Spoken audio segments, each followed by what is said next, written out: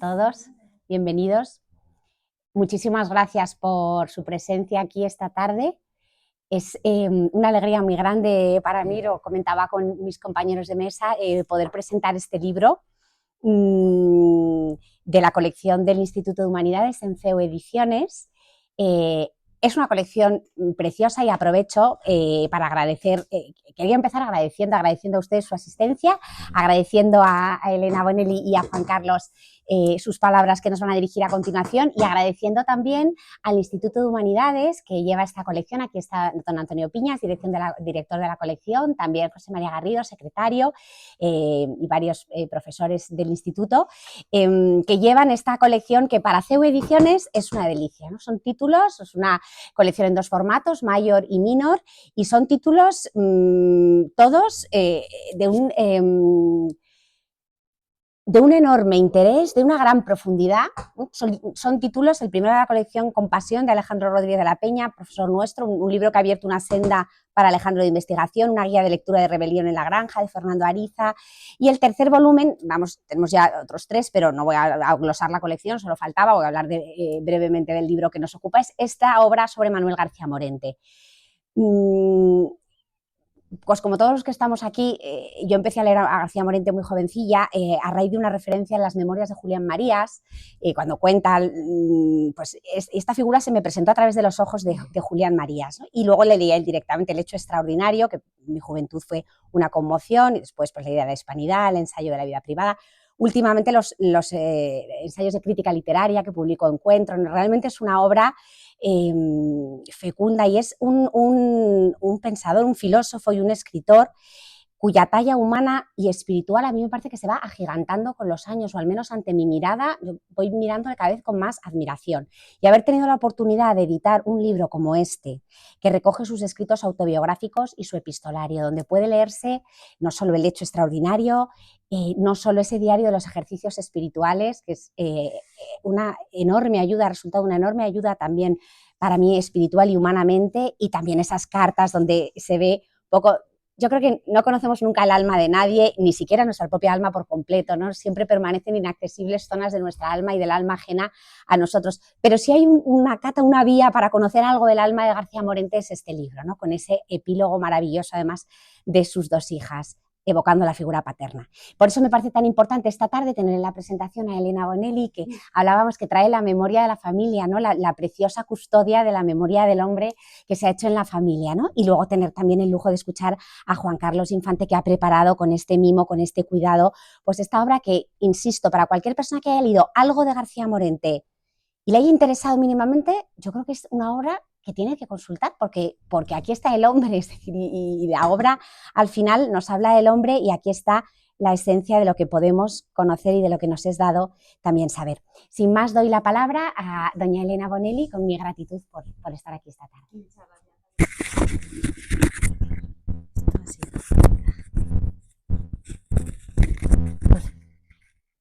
Hola, buenas tardes.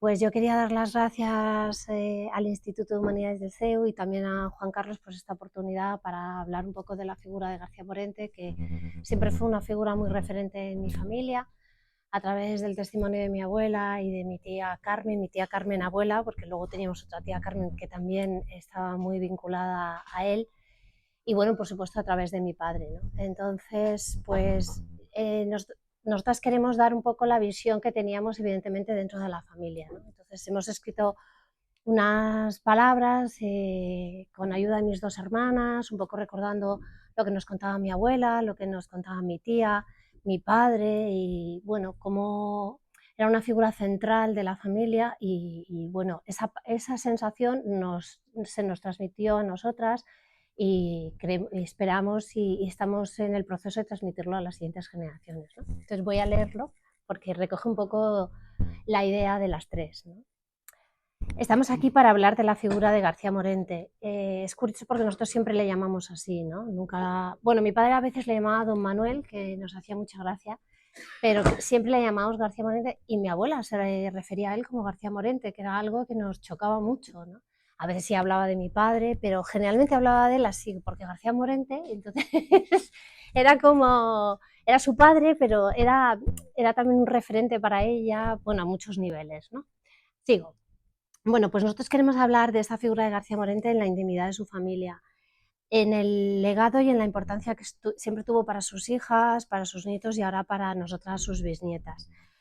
Se quedó viudo con 2 niñas muy pequeñas sobre las que siempre volcó su amor y su entrega, y fue desde luego un padre maravilloso, al menos eso es lo que siempre nos transmitieron. Tanto nuestra abuela como su hermana siempre decían que se habían sentido profundamente amadas por él, ¿no? Les enseñó a vivir sin prejuicios, las enseñó a abrir su mente, las educó siempre en el amor al prójimo. Ay, perdón. Vale.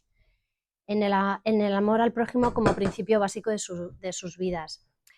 Él insistió mucho en la educación académica e intelectual de las dos, ¿no? No solamente quiso que pasaran por la universidad y que lo experimentaran, sino que las educó en lecturas, y ellas siempre cuentan en las charlas intelectuales que tenían siendo niñas, ¿no? Bueno, niñas o más jovencitas, ellas contaban pues que hablaban con él de muchas cosas, él les enseñó, les abrió el mundo de la filosofía, de la literatura, y para ellas eso era maravilloso, ¿no? Eso las hizo a las dos y para eso, yo creo que eso mis hermanas y yo estamos totalmente de acuerdo en personas muy completas en lo personal, pero también en lo laboral, en la parte más intelectual, que para la época que ellas vivían era bastante excepcional, ¿no? Entonces ellas siempre recordaban, bueno, pues las charlas con su padre, lo que él les contaba, los planteamientos filosóficos que le decía, cómo vivía él la vida, cómo se planteaba la vida, y eso las hizo a las dos especialmente divertidas, porque además tenían una forma de comunicarse que yo creo que él era así, porque claro, nosotros no le conocimos, pero tengo la sensación, como ellas se expresaban y como ellas lo contaban, que, que él las enseñó a comunicar de una manera amena, cercana, porque muchas veces no siempre la comunicación es uno de los dones con los que nacemos, pero él creo que lo tuvo, y mi abuela y mi tía también. Es una presencia activa y constante que se fue transmitiendo a sus hijas, a sus nietos, a sus bisnietas. Para nuestro padre y para nuestra tía, su abuelo estaba presente en su día a día. Hablaban de él con una naturalidad y con un orgullo tremendo, ¿no? Como si hubieran vivido con él largos años, y es verdad que vivieron muy pocos años con él. Dejó un legado intelectual, pero para nosotros también un legado de entrega y de amor muy profundo.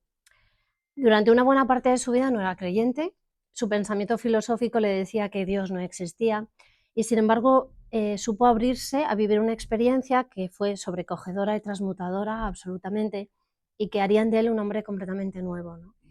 Sintió la presencia de Dios y su vida cambió radicalmente. Se hizo más plena, encajó las piezas que el camino le puso y superó grandes obstáculos que se fue encontrando. Su propia reticencia al principio, sus miedos, la soledad de enfrentarse a la vida con 2 hijas muy jóvenes y 2 nietos prácticamente recién nacidos, ¿no? Y encontró en ese nuevo mundo que descubrió, en la presencia de Dios, encontró una fortaleza y una capacidad de entrega y de amor y de... Él lo dice, ¿no?, en sus escritos: he encontrado aquí la fuerza para afrontar pues las dificultades que atravesaban en esos momentos pues nuestro país, Europa, es decir, en un momento muy convulso de la historia de Europa y de España en concreto. Bueno, tenía una personalidad arrolladora, eso está clarísimo, y creo que mi padre lo heredó porque siempre decían que se parecía mucho a él físicamente. Es que nos choca tanto porque es que son iguales, o sea, cuando vemos su imagen te da un vuelco el corazón porque dices, vale, es mi bisabuelo, pero es que es mi padre también, ¿no? Entonces eso nos resulta muy curioso y nos hace vivirlo con un cariño tremendo. Bueno, lo que en realidad siempre se quedó en la familia es su entereza, su fuerza y por supuesto su pasión por el conocimiento, ¿no? Era un hombre tremendamente curioso, que le interesaban muchos temas, estaba con una mente muy abierta, intentó hacer grandes cambios en su vida y en la vida académica, y eso se transmitió a mi padre y a mi tía también, a los dos. Luchó por su familia cuando más lo necesitaba, vivió momentos muy duros, pero los afrontó y cuidó de su abuela y por supuesto de mi padre y de mi tía con un cariño y una entrega tremenda, ¿no? Y bueno, no, creo que a ellos les transmitió esa capacidad de transformar la vida en alegría, en bondad y en intelectualidad. Entonces, bueno, pues para nosotros ese es el legado personal que nos ha dejado y que ahora forma parte de todas nosotras. Entonces, queremos dar las gracias por esta oportunidad y porque efectivamente estos escritos que son por él, las cartas que ha mandado y todo eso nos acerca mucho más a esta figura y nos hace, que para nosotros es muy cercana, pero nos hace estar todavía más cerca. Entonces, pues muchísimas gracias a todos.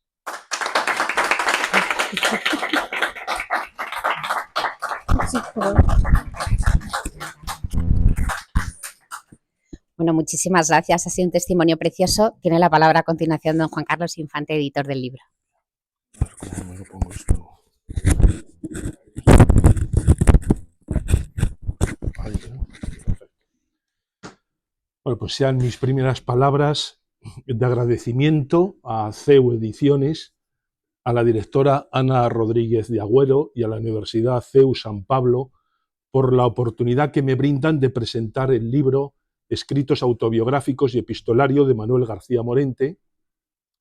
A todos ustedes también su presencia en este acto que me conmueve tras las palabras pronunciadas por Elena Bonelli, también en nombre de sus dos hermanas y de su familia, que mucho agradezco. Vuestro padre Emilio Bonelli me honró con su amistad y afecto. Su inteligencia, bondad moral y la viva gratitud que siempre tuvo hacia su abuelo, don Manuel, como siempre le llamaba, y hacia todas sus personas amadas, han dejado una huella permanente en mí. Una amistad que tras su muerte fue continuada por su hermana, vuestra tía Carmen Bonelli, religiosa de la Asunción, fallecida hace ahora, justo por estos días, 4 años. A ellos quisiera ofrecer mis palabras en este acto. Pero permítanme, antes de entrar de lleno en la presentación del libro, que comente algunos de los rasgos de García Morente. Sabidos que fue decano de la Facultad de Filosofía y Letras de la Universidad Central de Madrid, elegido por unanimidad en 1931, cargo que pudo desempeñar durante 4 años y medio hasta el estallido de la Guerra Civil. Pues bien, gracias a su gestión, dicha facultad adquirió prestigio internacional. Probablemente la mejor facultad de filosofía de Europa, como tanto ha sido comentado por muchos de sus alumnos y compañeros de claustro, entre ellos José Ortega y Gasset, como es sabido, catedrático de metafísica en esa misma facultad, quien en carta privada a Victoria Ocampo, fechada desde su exilio parisino el 23 de marzo de 1937, dice: García Morente ha sido quien ha fraguado la facultad nuestra en Madrid, la cual, ahora que no existe, me atrevo a decir que era una verdadera maravilla, en ciertos respectos, algo hoy sin par en todo el mundo. Entonces, cuando fue elegido decano, Morente llevaba casi 20 años siendo catedrático de ética en la misma facultad, que ganó por oposición a los 25 años, lo que le convirtió en el catedrático más joven de España. Sobre su amistad con José Ortega y Gasset, algo ya de todos muy conocido, quiero resaltar que García Morente fue su gran amigo, una amistad iniciada en Marburgo en 1912 y el mejor colaborador que tuvo Ortega en muchas de las empresas editoriales patrocinadas por él, que trataban de incorporar el pensamiento español a las grandes corrientes filosóficas del continente europeo. García Morente fue excelente profesor, su admirable claridad expositiva ha sido también muy comentada, y magnífico traductor del francés y del alemán. Sus libros y ensayos filosóficos le convierten en uno de los más destacados filósofos españoles del siglo XX, hallando cauce su pensamiento en la fenomenología y en la filosofía de la razón vital de Ortega. Ya sabemos, Elena Bonelli lo acaba de apuntar, que enviudó a los 10 años de matrimonio en 1923 cuando sus dos hijas tenían muy corta edad, que su familia fue profundamente católica, manteniéndose él alejado de convicciones y creencias religiosas desde su juventud, y que a raíz de todo lo vivido por él tras el estallido de la Guerra Civil, García Morente experimentó una profunda conversión religiosa, acabando su vida como sacerdote en el Madrid de la inmediata posguerra, peripecia vital que constituye el asunto principal de este libro y que marcó su vida, su obra y su filosofía. Esta nueva edición, ¿qué textos recoge y qué es lo que aporta? Reúne un conjunto de textos escritos por su autor no para su publicación, esto es lo primero que habría que subrayar, como son un diario íntimo de carácter religioso y cartas privadas que por su indudable interés se fueron publicando tras su muerte, constituyendo el epistolario la parte más sustancial de este volumen. La edición se abre con el conocido documento autobiográfico denominado El hecho extraordinario, que es también su carta más importante.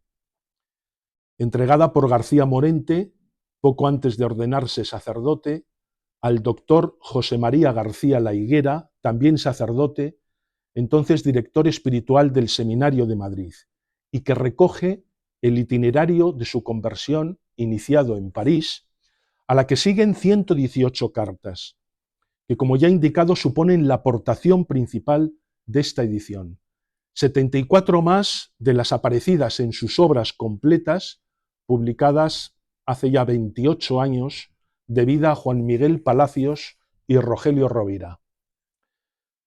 La mayoría de las cartas ilustran su proceso de conversión, 16 de ellas son inéditas, y el resto publicadas en los últimos años, muchas de ellas en números de revistas de pensamiento, de búsqueda nada fácil, complicada, algunos de los números de estas revistas ya agotados. Todas las cartas llevan notas bibliográficas de ediciones anteriores, o bien referidas a su carácter inédito, algunas con breves reseñas biográficas de las personas a quienes van dirigidas o de las personas citadas, según los casos. En total son 27 corresponsales, entre ellos Unamuno, Ortega, Zubiri, quien fuera director de la residencia de estudiantes Alberto Jiménez Frauz, con quien mantuvo una estrechísima amistad, y otros más. Y constituye desde luego la correspondencia publicada más completa existente a fecha de hoy, que enriquece la biografía intelectual y espiritual que García Morente expone en sus textos autobiográficos, entre los cuales también se encuentra en este volumen el diario de los ejercicios espirituales. Bien, estaba hablando, sí, ¿no? Sí, me refería que entre sus escritos autobiográficos, este volumen recoge el diario de los ejercicios espirituales hechos por García Morente antes de ordenarse sacerdote, un texto escrito en la más estricta intimidad, en la soledad de la habitación de del seminario. El libro se completa con el epílogo titulado García Morente, nuestro padre, escrito por sus dos hijas con motivo del centenario de su nacimiento y que nos ofrece una visión personal e íntima de García Morente de extremada importancia. Pero volvamos al epistolario. Las cartas, muchas de ellas de una belleza, verdaderamente una belleza literaria, verdaderamente admirable, siguen un orden cronológico. Las 20 primeras, anteriores a su conversión al catolicismo, abarcan un largo periodo de 24 años. Un periodo, por tanto, de poca correspondencia, entre las cuales se encuentra las 8 cartas que escribió a Miguel de Unamuno, la mayoría de las cuales giran en torno a la destitución de Unamuno de su cargo de rector en 1914. Y las restantes 98 cartas escritas tras el estallido de la Guerra Civil en los últimos 6 años de su vida, que ilustran, como ya he indicado, de forma variable, su proceso de conversión descrito en la primera carta que abre la edición, El hecho extraordinario. Por consiguiente, la lectura de esta primera carta, El hecho extraordinario, que ocupa las primeras 38 páginas, es desde luego imprescindible para la correcta comprensión de todo el libro. De ahí que en el prólogo haya resaltado lo que a mi juicio son los rasgos más relevantes del proceso intelectivo que condujo a Morente a la fe descrito en este singular documento. Muy brevemente diré que la carta El hecho extraordinario nunca fue respondida por su destinatario, el sacerdote José María García La Higuera, que era el único conocedor de su existencia. La hija mayor de García Morente, poniendo orden en los papeles de su padre tras su muerte, encontró el borrador manuscrito que García La Higuera reconoció haber recibido ante el padre jesuita Mauricio de Iriarte, a quien entregó el original del documento. Por tanto, desde su primera edición de 1951, siempre ha sido publicado el documento original del hecho extraordinario, nunca el borrador. Como siempre se había creído, hasta la publicación en 2008 de la edición debida a Jesús Carballo, que es la primera que lo pone de manifiesto. 2 textos, por otra parte el original y el borrador, muy similares, distinguiéndose uno del otro por mínimas diferencias. Las circunstancias descritas por Morente resultan conocidas. Estallada la Guerra Civil, en agosto de 1936, su yerno fue asesinado en Toledo por miembros de la FAI, Federación Anarquista Ibérica, quedando su hija viuda a los 22 años y huérfanos de muy pocos meses sus 2 nietos. Destituido como decano y depurado como catedrático, fue avisado por Julián Besteiro de que su vida corría peligro mediante una bolita arrugada de papel, manuscrita y sin firmar, que le entregó un oficial de la Facultad de Filosofía y Letras. Morente se vio forzado a salir de España, abandonando a su familia para refugiarse en París, con muy pocos francos en el bolsillo, donde vivió gracias a varios amigos que bondadosamente le ofrecieron su casa y su mesa.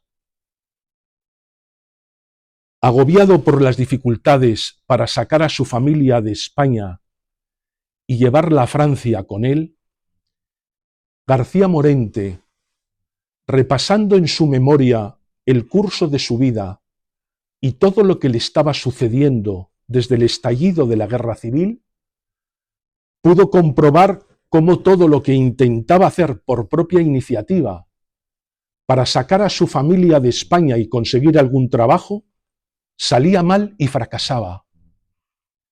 Y cómo en cambio le caían como llovidos del cielo, en expresión de García Morente, los acontecimientos que menos podía imaginar y en los que su iniciativa personal no tenía la menor parte. Y aquí señala algo extremadamente importante, al advertir que en realidad ya estaba pensando, dice García Morente, no en mí particularmente, sino en la vida humana general a través de mi caso particular. Es decir, Morente nos advierte de qué modo la verdad, aún la individual, es siempre por uno de sus lados verdad objetiva y general, llegando a plantearse un grave problema metafísico que con cierta extensión voy a leer a continuación.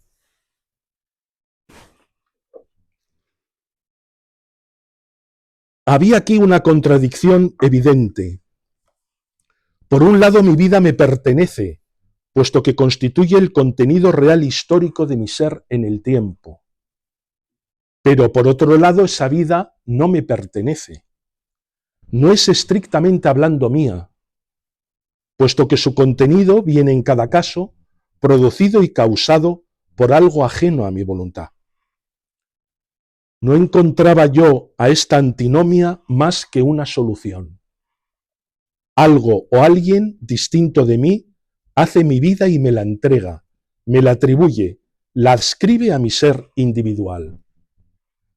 El que algo o alguien distinto de mí haga mi vida explica suficientemente el por qué mi vida en cierto sentido no es mía. Pero el que esa vida hecha por otro me sea como regalada o atribuida a mí, explica en cierto sentido el que yo la considere como mía. Pero llegado a esta conclusión, se me plantearon dos nuevos problemas. Primero, ¿quién es ese algo distinto de mí que hace mi vida en mí y me la regala? Segundo, ¿y si yo no aceptara el regalo? ¿Y si yo no quisiera recibir como mía esa vida que yo no he hecho? Mas si la recibo y acepto, ¿en qué consiste ese acto de recibirla y aceptarla? ¿Es acto propiamente mío, acto libre o necesidad metafísica? Ante la gravedad de estos dos problemas, me quedé perplejo y como desconcertado. Sobre este grave problema,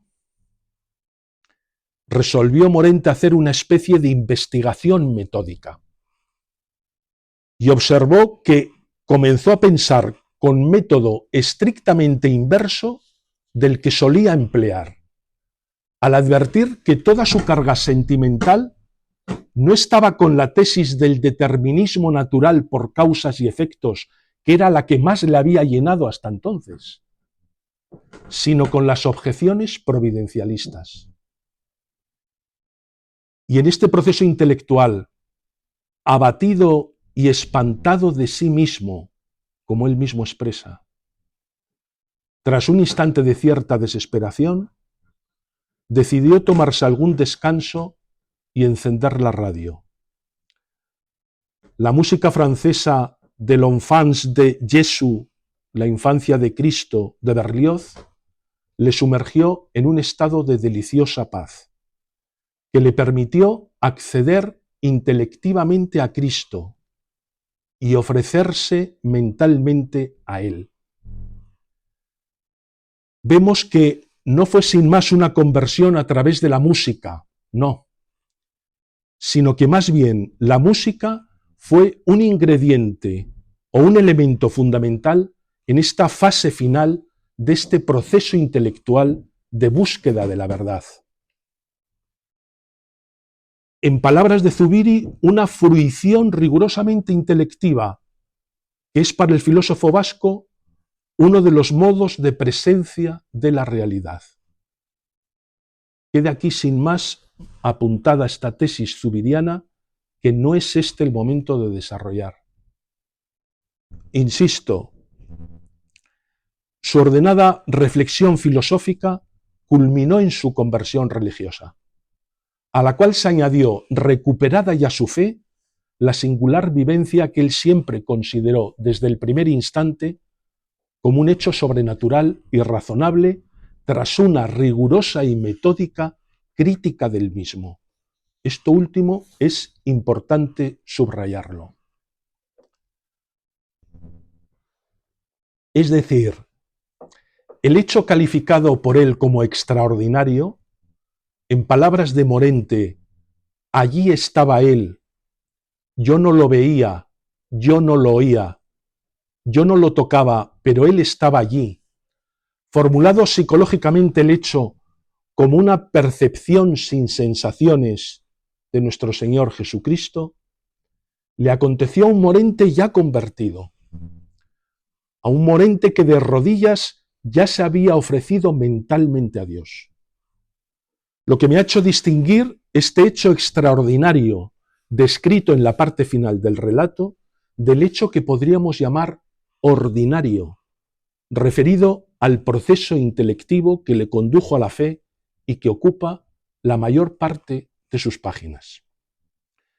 Hecho ordinario que me fue sugerida esta expresión hace años por Rogelio Rovira, no por tratarse de un hecho común y corriente, no, sino porque la reflexión metódica y ordenada sobre el curso de nuestra propia vida podría constituir para cualquiera de nosotros, para toda persona humana, una vía de acceso a Dios en nuestra personal búsqueda de la verdad a la que todos estamos llamados. ¿Y qué decir del resto de las cartas? En esta última parte de mi exposición prestaré mi voz a García Morente, que es a quien debemos escuchar. En primer lugar, yo resaltaría la descripción que hace García Morente del desgarro que supuso la guerra civil, afectando gravemente a las vidas y relaciones más íntimas y personales.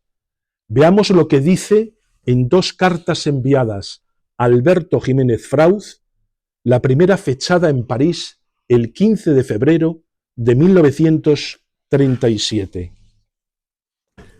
La vida se nos ha condicionado tan enteramente a lo que pasa que casi no intervinimos directamente en nuestro propio vivir. Parece que la vida vive en nosotros por sí sola y nos limitamos a verla, o mejor dicho, a vernos vivir. Yo me siento totalmente entregado al destino y no tengo la menor idea de lo que va a ser de mí dentro de 10 días. Me parece que más o menos todos estamos así. Y la otra carta, dirigida a Alberto Jiménez Frauz, Morente escribe: francamente te digo que temo mucho que en bastante tiempo nuestro país sea inhabitable, sobre todo para intelectuales, cualquiera que sea el resultado de esta horrible contienda. Actualmente se quiere, se exige la adhesión a una doctrina, a una secta, a un partido. Y el que desea como nosotros poder tributar su cariño, su aprecio, su adhesión a personas y a obras, independientemente de toda doctrina, secta o partido, resulta ajeno y es tratado como enemigo por todos, unos y otros. García Morente pudo reencontrarse con sus hijas y nietos en París. Poco después se trasladó con toda su familia a la Argentina, donde permaneció justo un año, atendiendo el ofrecimiento que el profesor Alberini, decano de la Facultad de Filosofía y Letras de Buenos Aires, le había hecho unos meses antes para desempeñar las cátedras de Filosofía y Psicología en la Universidad de Tucumán. Su éxito académico y profesional en la Universidad de Tucumán fue rotundo y concluyente, que nos lleva a recordar su extraordinaria labor en la Universidad Central de Madrid. Así lo describe en uno de los párrafos de la carta que dirige a su amigo Ortega desde Tucumán, fechada el 25 de noviembre de 1937. Querido Pepe, el rector, esto lo dice 3 párrafos después, el rector doctor Previs, excelente hombre, gran admirador de usted, me ha propuesto para el cargo de miembro extraordinario del Consejo Superior de la Universidad. Y el Consejo ha votado la propuesta por unanimidad. A mi iniciativa se debe, primero, una reforma del plan de estudios del Departamento de Filosofía y Letras. Y segundo, un proyecto de construcción de edificio universitario que ha sido unánimemente bien acogido. La gente aquí dice a porfía que desde mi llegada he cambiado el rumbo algo somnoliento de la universidad. Pero García Morente no comunicó su conversión a la fe cristiana a ninguna persona ni siquiera a su familia. Y tras el verano austral, en los inicios del nuevo curso académico, en el mes de abril de 1938, decide rescindir su contrato con la universidad, dejando a un lado su éxito académico, social, profesional y la holgura económica que allí disfrutaba. Y escribe una carta al obispo de Madrid-Alcalá, don Leopoldo Hijo y Garay, pidiéndole su protección para regresar a España y ordenarse sacerdote. Carta extremadamente importante por lo siguiente.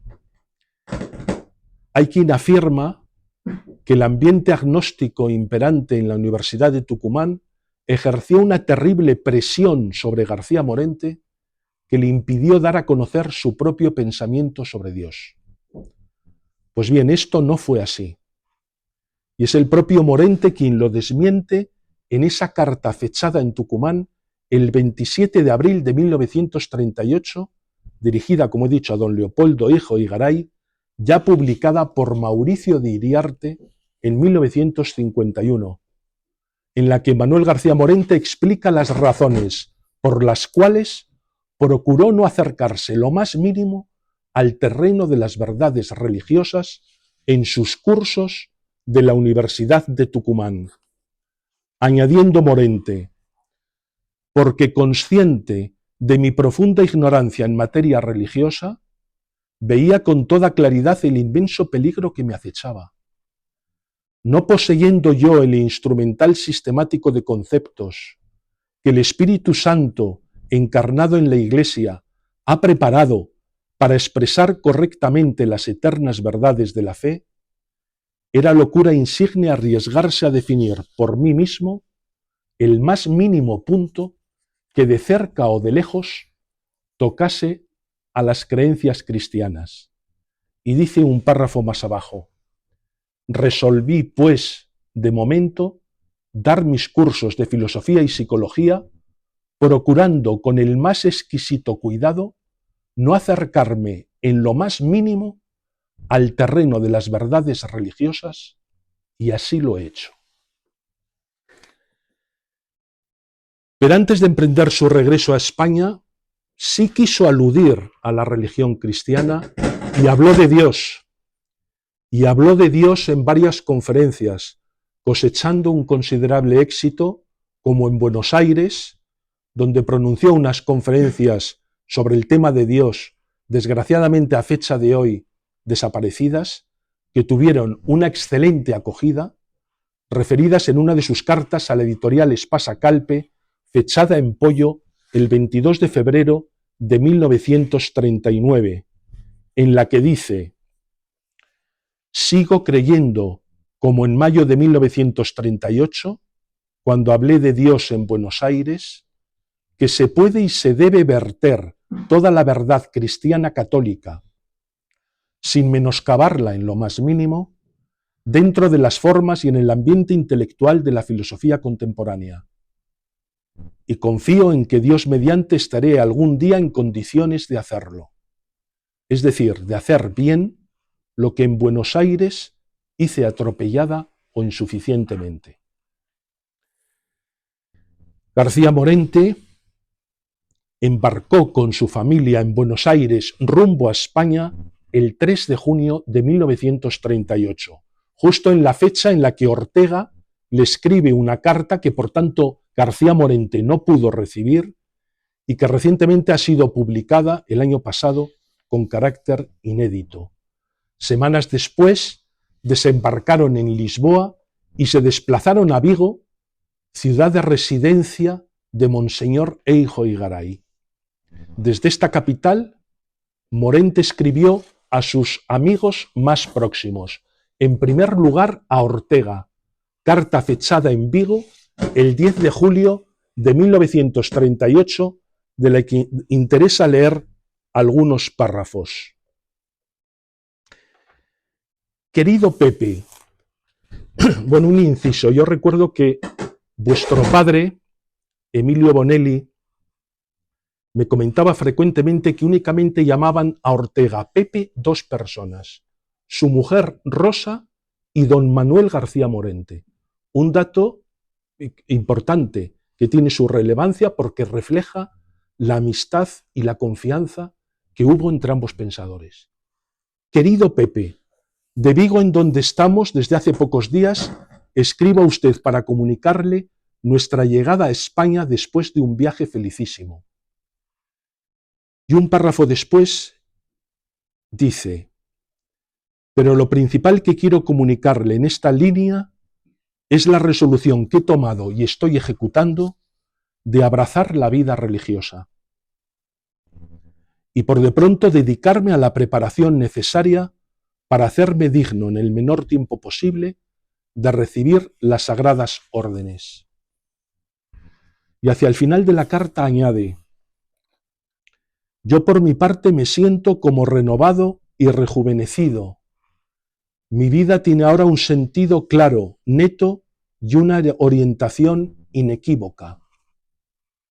Es muy posible que la vida nos mantenga en lo futuro corporalmente separados, pero la distancia no será nunca capaz de entibiar el profundo cariño y la gran admiración que por usted siento y he sentido siempre. Espero que no deje usted de concederme unas letras de vez en cuando, en prenda y confirmación de esos sentimientos inalterables en mi corazón. Salude muy cariñosamente a Rosa y a todos los suyos. Esta carta nunca fue respondida por Ortega. ¿Qué decir sobre esta falta de respuesta?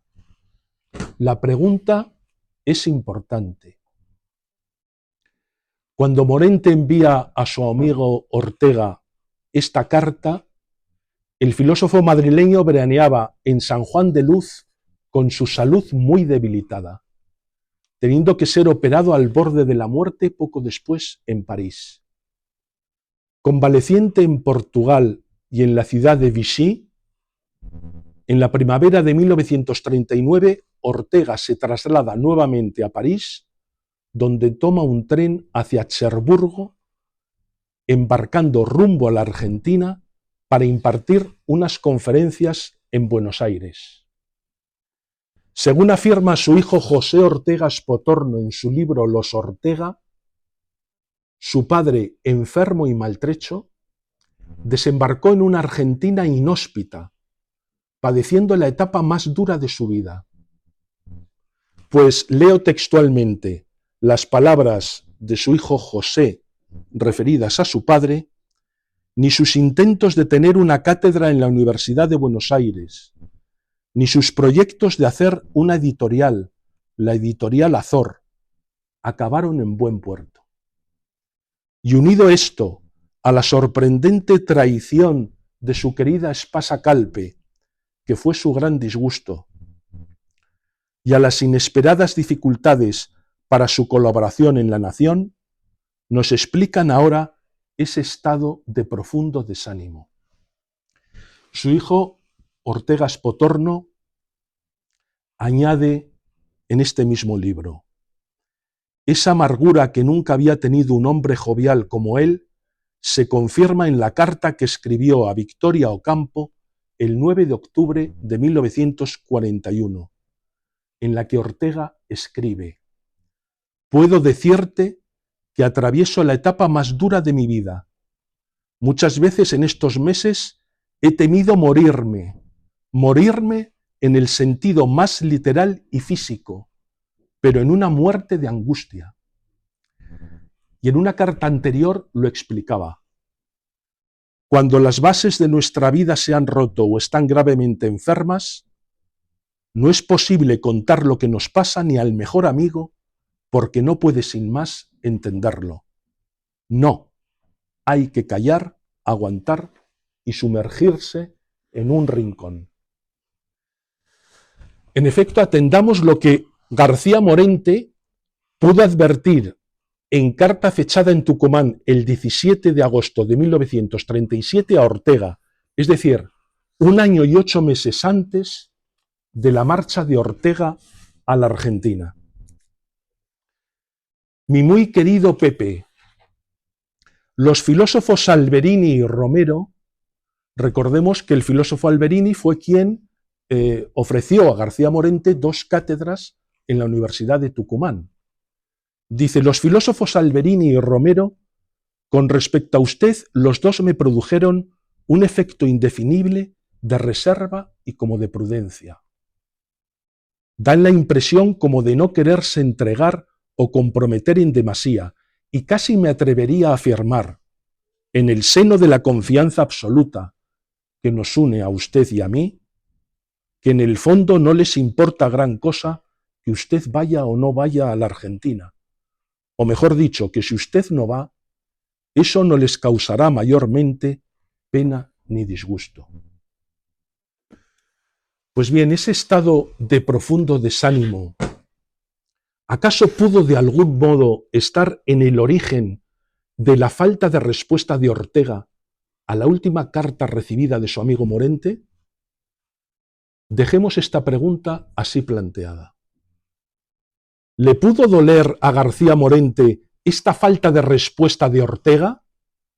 Desde luego que sí. Pero lo cierto es que no consta en absoluto que hubiera ruptura entre García Morente y Ortega. No la hubo.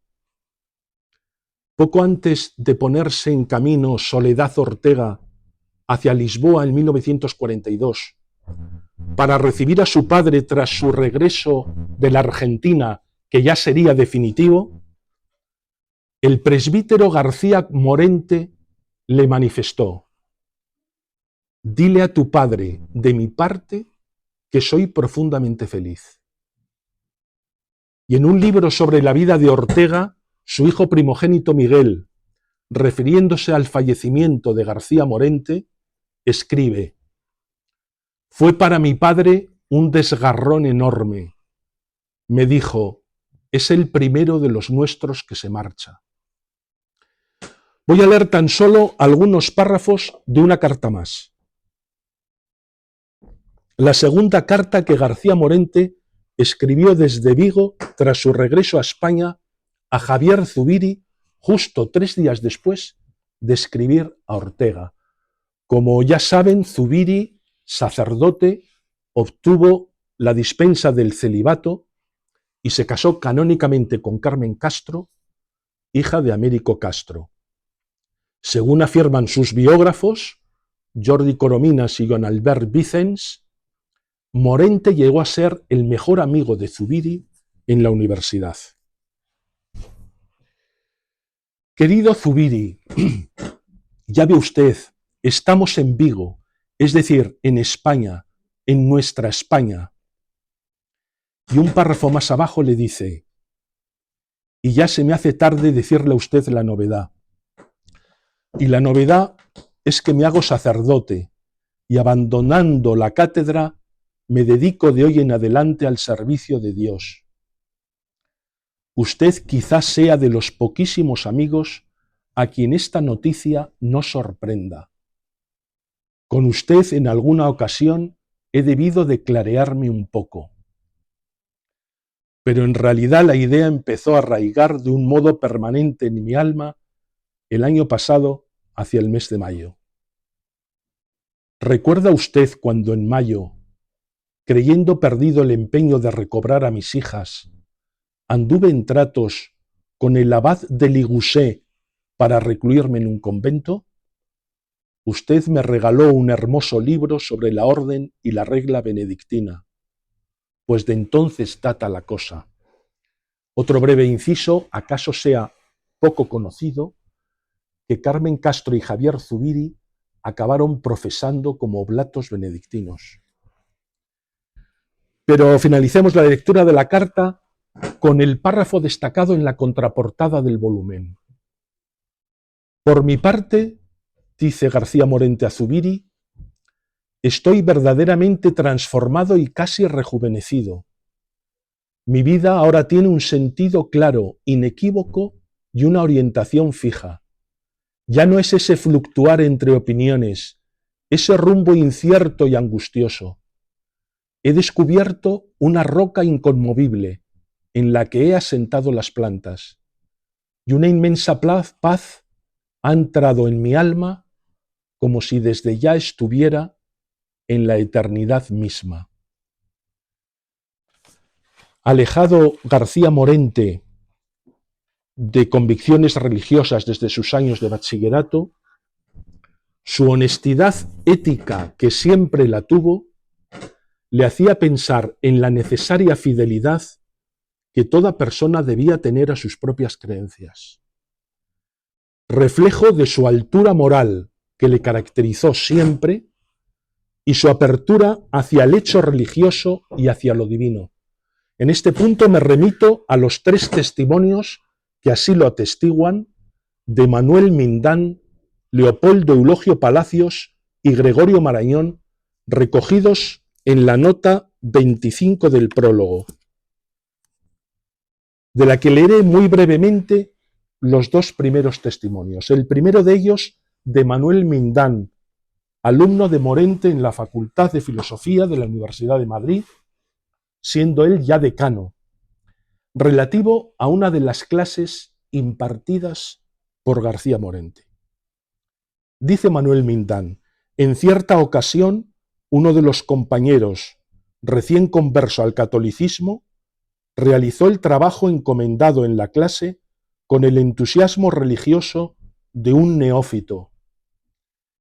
Cuando el profesor, después de leído, invitó a los compañeros a hacer la crítica del mismo, se levantó uno de estos, no creyente, y atacó duramente el trabajo por su fondo religioso.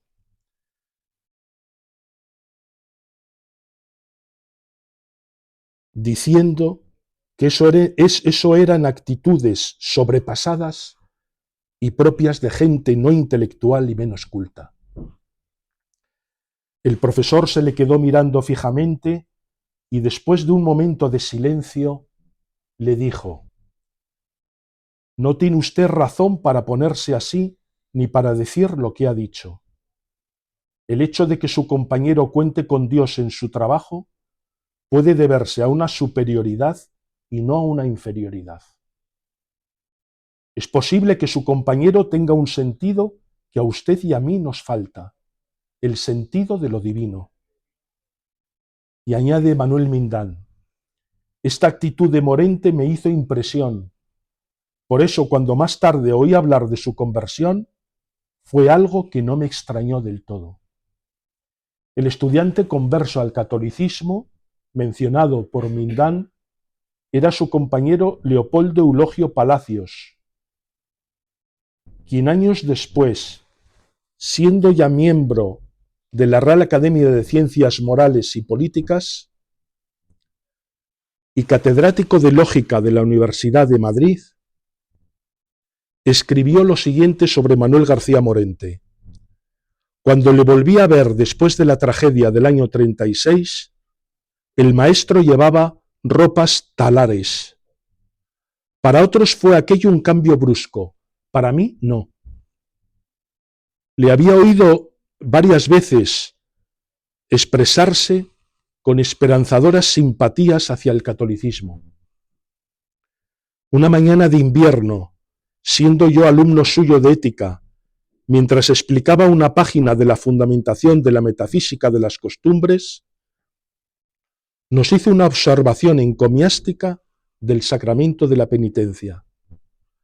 Recuerdo muy bien haber comentado un día con don Ramiro de Maeztu aquel rasgo, al que podían haberse unido otros muchos, como por ejemplo el donoso decir con que comentó en clase, frente a las pretensiones de un estudiante marxista, la frase consabida de que la religión era el opio del pueblo, y también el testimonio que de su padre, años antes de su conversión, nos ofrece su hija mayor, María Pepa García Morente, en el epílogo del libro, y dice: recuerdo una Semana Santa que pasamos con él, con su padre, en esta ciudad que tan terrible papel iba a jugar después en mi vida. Se refiere a Toledo. Me llevó a los oficios de la catedral el jueves y el viernes santo y lo siguió en latín en un misal que yo le dejé.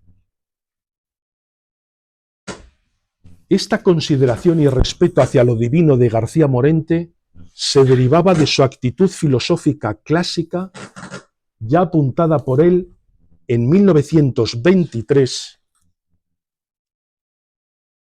en un trabajo suyo titulado El chiste y su teoría, publicado en Revista de Occidente. Llamo clásico al afán de pureza, al empeño de no mezclar y confundir las cosas, al deseo de penetrar en lo peculiar y típico de cada objeto, en vez de reducirlo a otras formas adyacentes.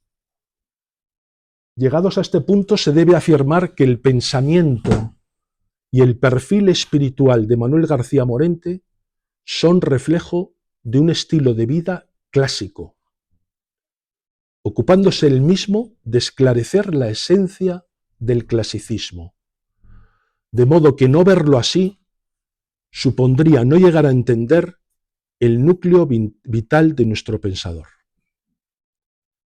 Dejemos sin más apuntado este relevante asunto de qué es lo clásico.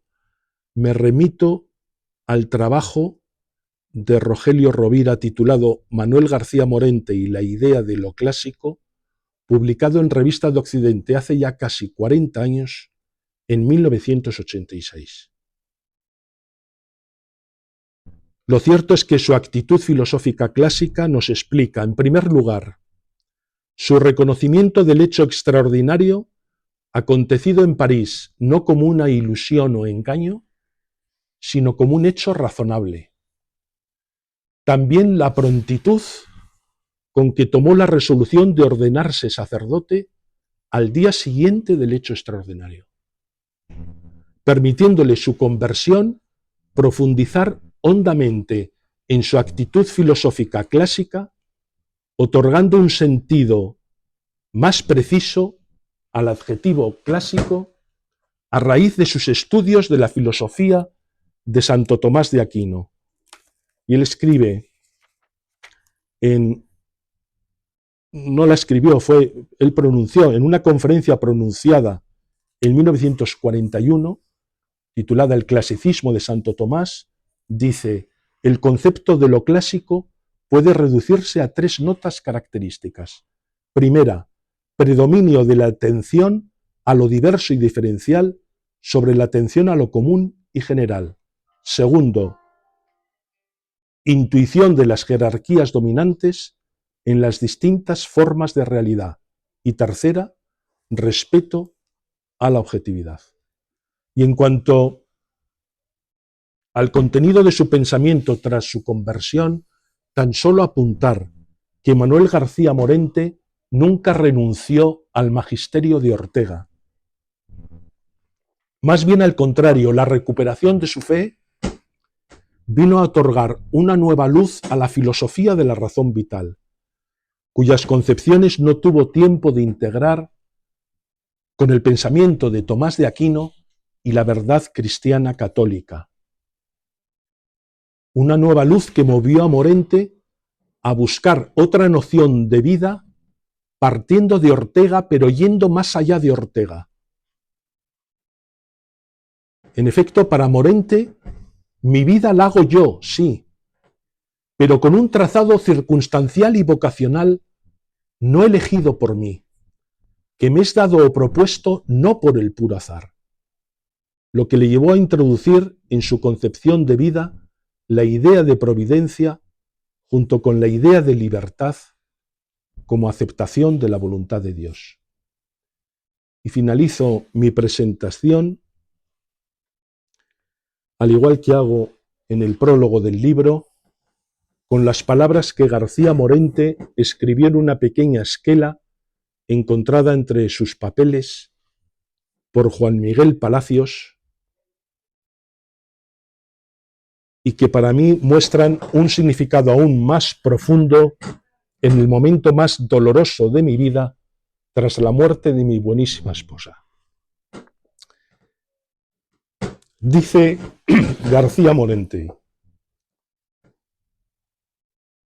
escribe: amanecer sobre el cielo que empieza a blanquear una estrella sola, gruesa como un puño, imponente silencio, yo y Dios.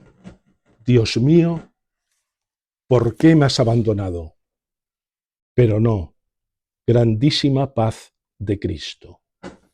Muchas gracias.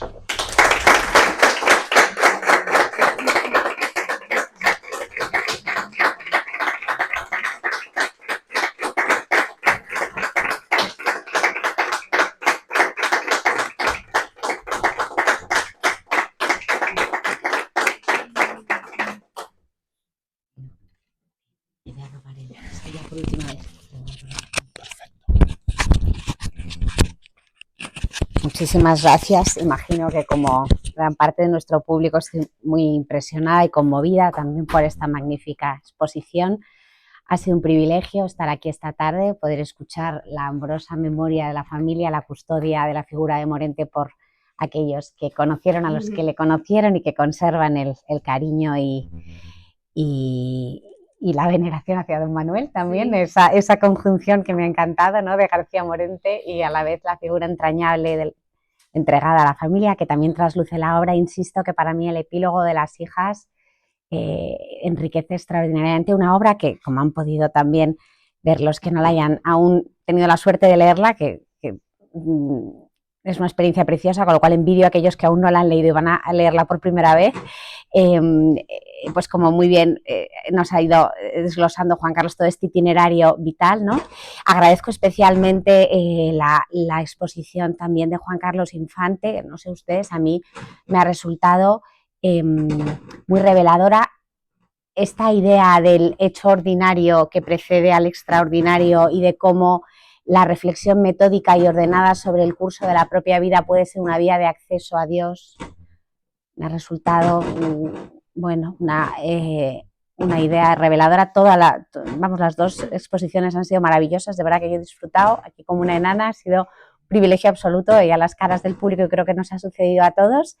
Y reiterar mi agradecimiento y mi alegría por haber podido editar este libro, que permanecerá. Lo que hay aquí permanecerá y este libro nos sobrevivirá siempre entre el ruido y la cantidad de publicaciones de circunstancia y de ocasión que todos leemos, reseñamos y a veces editamos cuando es nuestra, pues tener la oportunidad y el privilegio de editar una obra que uno es consciente que permanecerá, ¿no?, de una figura de este calibre que, como decía al principio, se va agigantando ante nuestros ojos porque vamos conociendo más, ¿no? Yo también, para terminar, quisiera leer dentro de este párrafo que nos ha leído Juan Carlos, con el que él finaliza su prólogo, estas palabras que recoge Juan Miguel Palacios. Hay también unas palabras de García Morente que hubiera querido leer al principio, hablando de Bersón, pero con las que cierro, ¿no? ¿Quién sabrá nunca lo que hay en el fondo de un corazón humano? Pues es un libro que permite asomarse un poquito a lo que había en el fondo de este corazón humano, que también la fe nos permite saber que continúa también